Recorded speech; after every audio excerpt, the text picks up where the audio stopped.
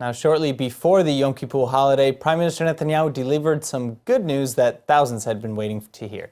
Netanyahu has officially greenlit plans to bring 1,000 relatives of Ethiopian Israeli Jews here to Israel. For many, this is a long time coming. For some, a very promising step in the right direction, and for others, still a long way from over. But ILTV's Brett Allen Smith is here with the full story. Hi, thanks, Aaron. So yeah, this is really exciting news for a lot of Ethiopian Israeli families here. As you imagine, right now there are close to like 130,000 Ethiopian Jews living in Israel. And most of them originally airlifted into the country in two major waves. So that first one was in 1984 with Operation Moses, and the second was in 91 with Operation Solomon. But those operations were quite possibly some of the, the biggest covert airlifts ever done in Israeli history, as you probably know. Since then, this community has really flourished here in Israel, where they serve in the army, they do social service, and of course they have, Israeli citizenship like everyone else here. But as successful as those initial operations in the 80s and 90s were, a lot of Ethiopians still have direct relatives. We're talking sisters, brothers, parents, what have you, stuck in Ethiopia still. And I think right now the number is close to something like 8,000 confirmed relatives by the last survey. Yeah.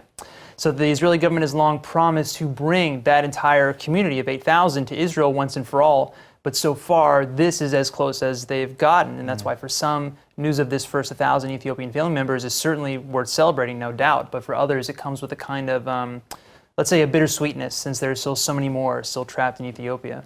Sure. And we've spoken with members of Israel's Ethiopian community who do have family members still in Ethiopia. And for them, waiting years or even decades just to see their brothers or sisters is just agony. Right. But having said that, the logistics of this kind of operation can't be easy either. We're talking money, organization, and of course immigration for thousands of people. Yeah, no doubt. that initial pledge, right, from Prime Minister Netanyahu to bring every last Ethiopian Jew to Israel, that was made, almost 3 years ago now in 2015. So obviously, it takes time. But like with everything, it's also a question of, let's say, urgency and priority, of course. And that's really where the debate kind of comes in here. So the newly appointed chairman of the Jewish Agency, Isaac Herzog, says that this first step of 1,000, that's a step in the right direction, a great step, actually. But the real test is going to be how quickly that entire remaining group of 7,000 get immigration status here like that first group. But for that, we'll obviously just have to wait and see. All right, we'll wait, we shall.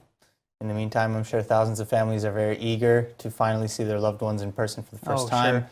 And that'll be such an incredible day, when it finally comes. Brett, thanks for the report. Of course.